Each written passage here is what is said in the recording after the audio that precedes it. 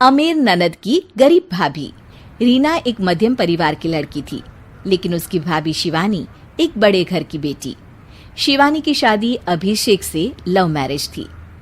अरे भाभी, ये कितना अच्छा सूट पहना है आपने। काश ऐसा मैं भी पहन पाती।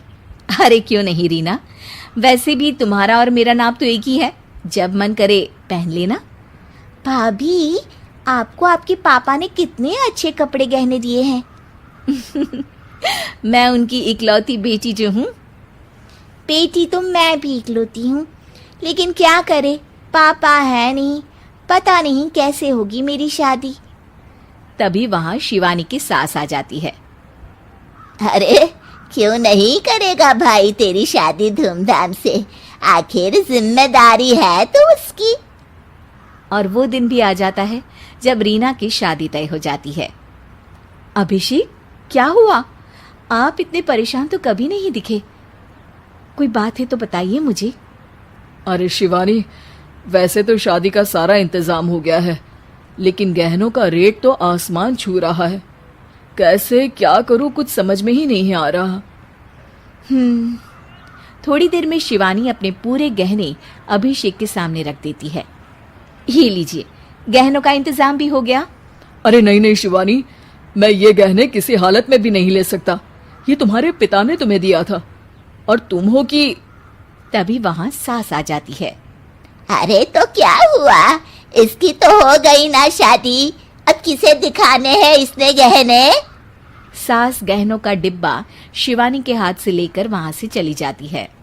रीना की शादी धूमधाम से होती है और अब वो बड़े घर की बहू बन जाती है। वहीं रीना की शादी के बाद शिवानी और अभिषेक उसकी शादी के कर्जों से डूब जाते हैं। मैं सोच रही हूँ नौकरी करनी शुरू कर दूँ, वैसे भी पढ़ी लिखी हूँ, आपकी थोड़ी मदद भी हो जाएगी। वैसे शिवानी, कुछ दिन कर लो तो अच्छा ही होगा, क्योंकि ज़रूरत भी है।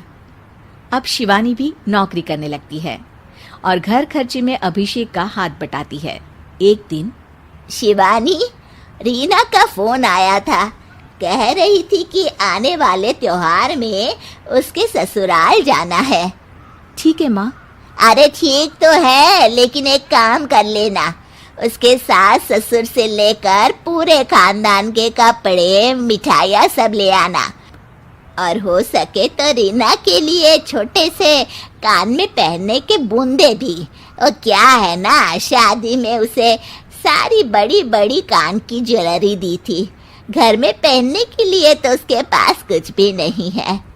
शिवानी सोच में पड़ जाती है कि वो क्या करे, क्योंकि कर्जों और घर के खर्चों के बाद तो पैसे बचते ही नहीं थे।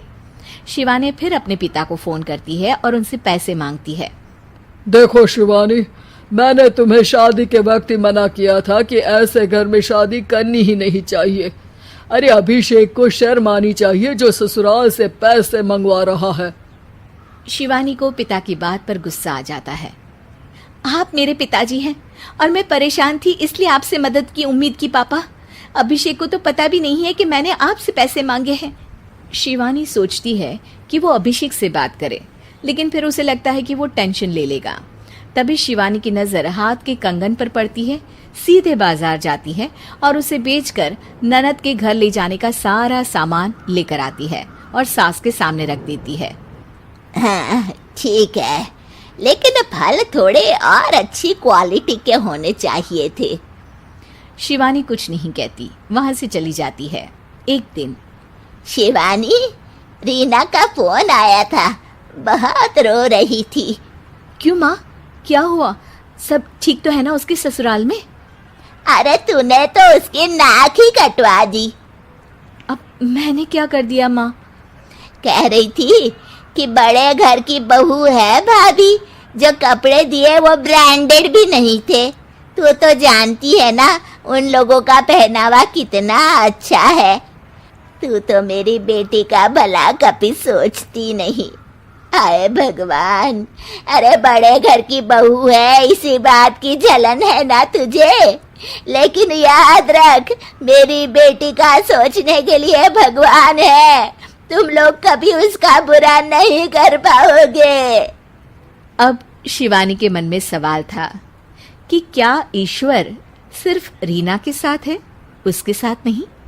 लेकिन उसे सुकून था कि वो अभिषेक के साथ उसकी जिम्मेदारियों को निभाने में बराबरी की हकदार है।